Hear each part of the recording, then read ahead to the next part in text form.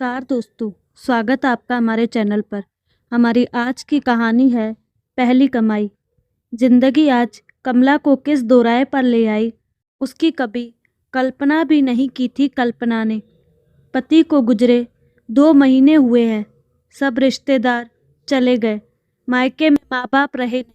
2 भाई हैं। दोनों भाई मेहमान की तरह आकर जा चुके। बड़े भाई ने इस मकान का 1 साल का किराया भर दिया ताकि सर पर छाया बनी रहे और कमला उनके यहाँ जाने की ना सोचे। छोटे भाई ने अपनी स्थिति बता दी। 3 बच्चे हैं। उसके घर का खर्च बामुश्किल चलता। 2000 पकड़ाकर छोटा भाई भी चला गया। किसी ने नहीं सोचा कि 2 बच्चे लेकर वो कैसे गुजारा करेगी। दोनों भाइयों में से किसी ने उसके अपने साथ चलने को नहीं कहा। सच है, माँ बाप के बाद मायका भी ख़त्म हो जाता है। पति पंडिताई करके इतना कमा लेते थे कि खाना हो जाए। शाम को किराने की दुकान में काम करते, उससे बाकी खर्चा निकल आता। बड़ी पापड़ अचार बना वो भी सीजन में बेच देती। अब क्या करे, बच्चों की पढ़ाई छुड़वा दी। घर के बाहर चबूतरे पर सब्जी भाजी बेचनी शुरू की, लेकिन कभी बिकती कभी नहीं। कुछ महीने ऐसे निकले। कमला और उसकी बेटी को सब्जी बेचते देख एक अच्छी सी महिला उसके यहाँ हर दूसरे दिन सब्जी खरीदने आती। धीरे धीरे जान पहचान हो गई। सुमित्रा नाम था उसका। फिर एक दिन कमला से मिलने अंदर चली आई। सुमित्रा के रहन सहन के अनुरूप कमला के घर बैठाने की जगह नहीं थी। उसके यहाँ एक कमरा और एक दालान भर था। कमला पूरी रात सुमित्रा के मिलनसार स्वभाव के बारे में सोचती रही।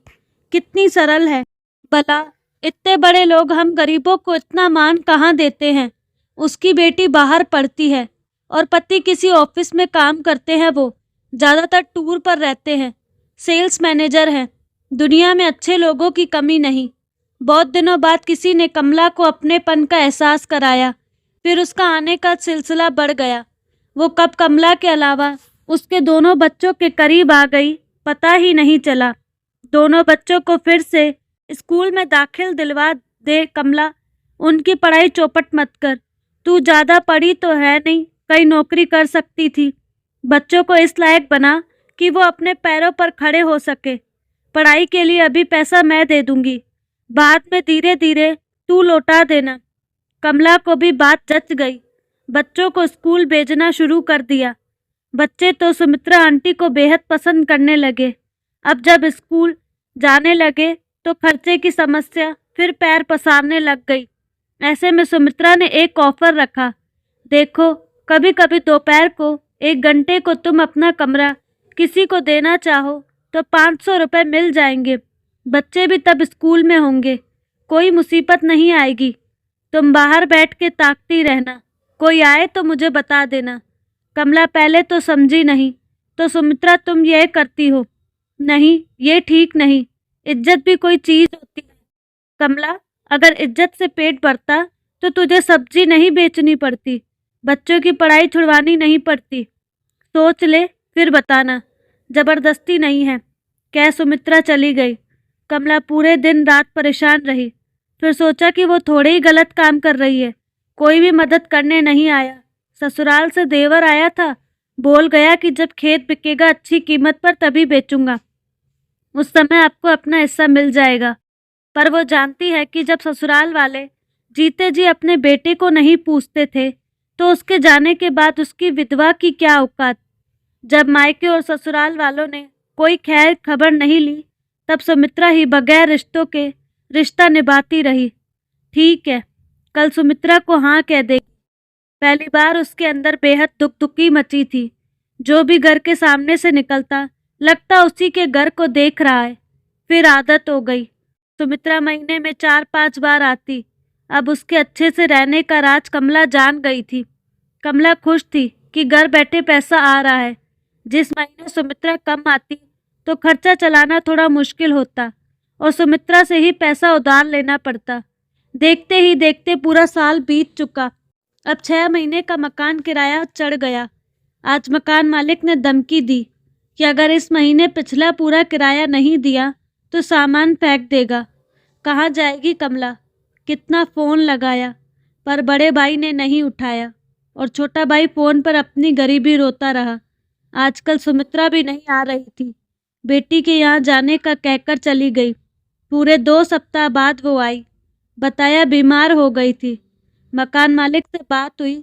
कमला ने सुमित्रा को बताया। सुमित्रा ने कहा उसकी तबीयत ठीक नहीं और पुलिस भी निगाह रखे हुई है, इसीलिए वो बेटी के यहाँ रुक गई थी। लेकिन चिंता मत कर, मैं कल मकान मालिक को देने के लिए पैसे दे जाऊंगी। ना चाहते हुए कमला को जरूरत पर सुमित्रा से मदद लेनी पड़ती। उसके एहसानों के बोझ तले वो दसती जा रही थी। एक बीच एक कमरे का घर बिक रहा था तो 3 लाख रुपए लगाकर सुमित्रा ने वो घर खरीद लिया। घर सुमित्रा ने अपने नाम पर लिया और कमला के परिवार को रहने दे दिया। देख कमला, अब तेरी मकान की समस्या खत्म। जब पैसा हो तब मुझे किराया दे देना। कमला की आंखें भर आई। कैसी भी है सुमित्रा, पर उसके सुख दुख की वही एकमात्र साथी। सुमित्रा ने अगर हाथ खींच लिया तब सुमित्रा के बगैर उसकी जिंदगी की गाड़ी आगे नहीं बढ़ती थी। समय बीतता रहा। एक दिन सुमित्रा को अचानक पैसों की जरूरत आन पड़ी। कमला ने उस समय पैसे देने में असमर्थता जताई। सुमित्रा, तुझसे कुछ छिपा नहीं। तुझे तो पता है मैं 4 घर का खाना बनाती हूँ, उससे बस सबका पेट भरता है। कुछ समय दे, तेरा पैसा लौटा दूंगी। इतनी जल्दी इतनी रकम का इंतजाम करना मुश्किल है। कमला, मुझे पैसे तो चाहिए। मैं मकान बेच देती हूँ, तुम अपने रहने की व्यवस्था कहीं और कर लो। सुनकर कमला डर गई। अगर सुमित्रा घर से बगैर कर दे, तब पहले भी खोली में रहकर देख चुकी है कमला। एक रात शराब के नशे में धुत 3 आदमियों को देख कमला डर गई। उन लोगों का बार बार दरवाजा पीटना और दरवाजा खोल जोर जोर से चिल्लाना। कमला और उसके दोनों बच्चों को डर गया था। पूरी रात कमला के साथ उसके डरे सहमे बच्चे भी जागते रहे। अकेली और गरीब औरत का जीवन सुरक्षित नहीं, कमला समझ चुकी थी। पड़ोसियों के अनुसार ये कोई नई बात नहीं थी उनके लिए। यहाँ सब के आदमी पीकर आते, कभी कभार ऐसा हो जाता है। यह सब याद कर कमला की आंखों के आगे धरती घूमने लगी। कहाँ मिलेगा इतना सस्ता और सुरक्षित घर? बेटी 15 साल की हो चुकी है, उसे लेकर कहाँ जाऊंगी? आज उसे अफसोस हो रहा है कि काश उसके माँ बाप ने विवाह की जल्दी ना करके उसे भी पढ़ाया होता। अब एक रास्ता है, सुमित्रा ने सुझाया। मेरा तो मार्केट कम हो गया, अगर तू चाहे तो व्यवस्था हो जाएगी। बस जहाँ ग्राहक बुलाएगा तुझे जाना होगा। कमला रात भर अपने नसीब पर रोती रही। क्या क्या दिन देखने पड़ रहे हैं। सुमित्रा को ना कहना उसे भारी पड़ जाएगा। अब कोई रास्ता नहीं सिवाय सुमित्रा की बात मानने के। कमला जब पहली बार घर से निकली तो उसके पैर मन ही मन भारी हो रहे थे। वहां उस आदमी को छूते ही वह चीख पड़ी और किसी तरह अपने को छुड़वाकर भागी और बगैर पैसों के अपने घर वापस आ गई। सुमित्रा को जैसे ही पता चला वो उल्टे पैर कमला के घर आई। ये क्या किया तुमने? मुश्किल से बड़ा आसमी हाथ आया था। तू अपने पैर पर आप कुल्हाड़ी मार आई। मुझसे यह सब नहीं होगा। सुमित्रा ने उसे गले लगाया और प्यार से समझाया। तू गलत नहीं कर रही। तुझे अपने बच्चों को उनके पैरों पर खड़े होने लायक बनाना है। कोशिश करेगी तो सब ठीक होने लगेगा। मैं सब सिखा दूंगी तुझे। अब तू खुद निर्णय ले, तुझे बच्चों का बेहतर भविष्य चाहिए या नहीं। आज पहली बार बाहर से लौट कर आने के बाद कमला जाने कितनी बार नहाई, फिर भी उसे अपना बदन गंदा लगा। उसको रोता देख बेटी बार बार पूछती रही कि क्या हुआ माँ, तुम सुमित्रा आंटी के लिए पैसों का इंतजाम करने गई थी, मिला? वो क्या बताती कि कैसे मिला। उसमें से 1000 रुपये सुमित्रा ने अपने कमीशन ले लिए। ग्राहक वही लाई थी और सब तय भी उसने किया था। आज सुमित्रा ने एक पुराना मोबाइल भी लाकर दिया। दोनों बच्चे माँ के पास मोबाइल देख बेहद खुश हो रहे थे। सुमित्रा ने उसे रहने का सलीका सिखाया। पुरुष से ज़्यादा पैसा निकलवाना हो तो क्या करना चाहिए वो सीक्रेट्स बताया। पुरुष भले ही कितना समझदार हो, पर उसे कैसे बेवकूफ़ बना औरत ज़्यादा से ज़्यादा फ़ायदा ले सकती है, वो सब कुछ कमला ने धीरे धीरे सीख लिया। कमला को भी अब पैसों का चस्का लग गया था। कभी कभी कोई खुश हो ज़्यादा पैसे भी दे देता। पैसों के साथ अच्छा खाना पीना भी मिल जाता था। अब तो कई बार वो सुमित्रा को भी नहीं बताती और अगली बार का प्रोग्राम खुद तय कर लेती। ऐसे में सुमित्रा को कमीशन देने से बच जाती। लेकिन जाने कैसे सुमित्रा को एक बार पता चल गया। उसने खूब झगड़ा किया, बच्चों को सब बता देगी, धमकी भी दी। अतः कमला ने उसके पैर पकड़ माफ़ी मांगी। आगे से ऐसा नहीं होगा, भरोसा दिलाया। जिस थाली में खाती है उसी में छेद कर दिया तूने। क्या नहीं किया मैंने कमला तेरे लिए, उसका ये फल दिया मुझे। सुमित्रा बहुत गुस्से में थी और बेहद खरी खोटी सुनाकर गई। ईश्वर तो जैसे उसका इम्तिहान लेने पर तुला था। अचानक उसे माहवारी में बेहद तकलीफ होने लगी। डॉक्टर ने कहा यूट्रस निकालना पड़ेगा, ऑपरेशन का खर्च, फिर 2 महीने आराम करना पड़ेगा। इतने दिन घर का खर्च कैसे चलेगा?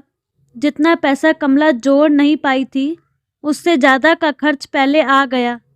कहाँ कर्जे से उबरने की सोच रही थी, फिर नया खर्च। अच्छा हुआ उसने सुमित्रा से माफ़ी मांग ली थी। एक बार फिर कमला हाथ फैलाए सुमित्रा के सामने थी। एक बार की सुमित्रा ने मना कर दिया, मुझे कुछ हो गया तो मेरे बच्चे कौन पालेगा? तुम उन दोनों की आंटी हो, उनके लिए सुमित्रा। आखिर उसके रोने पर सुमित्रा एक बार फिर मदद करने को तैयार हो गई। कमला ने सोचा ऑपरेशन के बाद वो ज़्यादा समय देकर ज़्यादा पैसे कमा सुमित्रा को उसका पैसा ब्याज सहित लौटा देगी। पर होनी को कुछ और मंजूर था।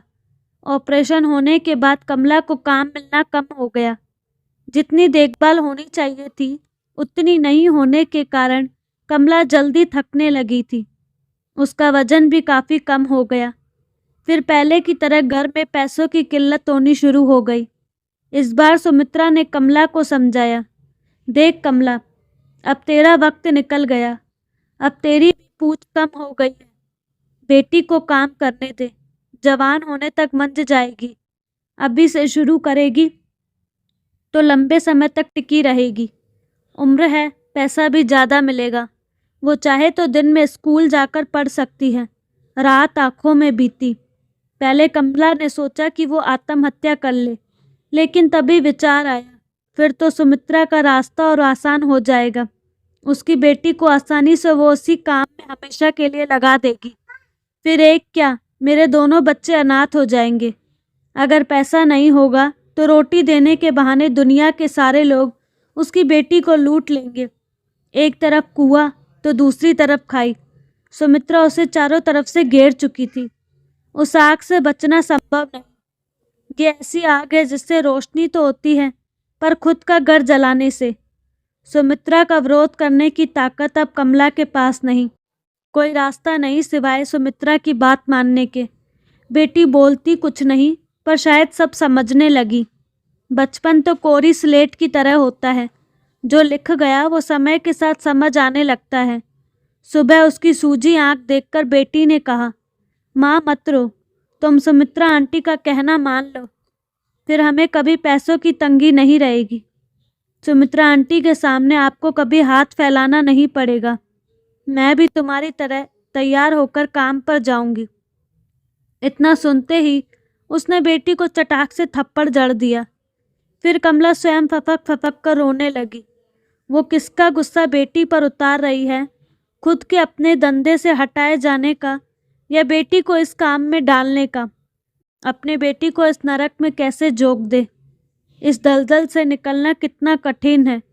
लेकिन सुमित्रा ने बताया कि पैसा कमाकर उसने अपनी बेटी को पढ़ाया भी और शादी कर दी। आज वह सुखी है। तेरी बेटी भी खूब कमा लेगी तो उसकी शादी भी कर देंगे और वो अपने बच्चों का जीवन अच्छा बना लेगी। पूरी रात सोच विचार के गुजर गई।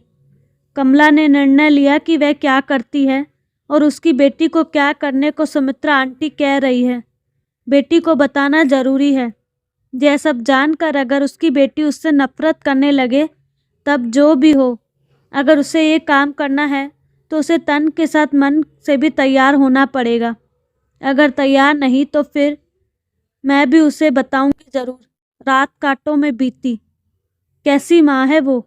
यह सब देखने से पहले कमला मर क्यों नहीं गई। खुद को कोसते कोसते कब सो गई और सुबह हो गई, कमला को पता नहीं चला। बेटी ने सुनकर कहा, मुझे सब पता है। सुमित्रा आंटी ने पहले ही मुझे आपका सच बता दिया था। जब तक आप कर सकती थी माँ, आपने किया। मैं पढ़ूंगी भी और कमाऊंगी भी। जैसे ही हम सुमित्रा आंटी की तरह संपन्न हो जाएंगे, हम लोग ये शहर छोड़कर कहीं और चले जाएंगे। मैं इतनी पढ़ाई करूंगी कि मेरी नौकरी लग जाए, फिर आपको या मुझे कभी भी यह काम नहीं करना पड़े। मैं आपको कोई तकलीफ नहीं होने दूंगी माँ, मेरा विश्वास करो। दूसरे दिन बेटी जब थकी हारी घर लौटी तो वो भी उसकी तरह देर तक नहाती रही। शायद रोई भी होगी अपनी किस्मत पर। उसकी पीड़ा सोचकर कमला का हृदय रो पड़ा। ये मेरी पहली कमाई है माँ, कहकर बेटी ने रुपए उसकी हथेली में रख दिए। कमला की आंखों से टप टप आंसू टपकने लगे। रोते रोते उसने कहा, जा बेटा, अपनी पहली कमाई भगवान के चरणों में रख, हाथ जोड़कर आ। तो दोस्तों, कैसी लगी आपको कहानी? क्या कमला ने सुमन की मदद लेकर सही किया या गलत? अपनी राय कमेंट बॉक्स में ज़रूर बताइएगा। साथ ही हमारे चैनल को लाइक, शेयर एंड सब्सक्राइब करना ना भूलें। धन्यवाद।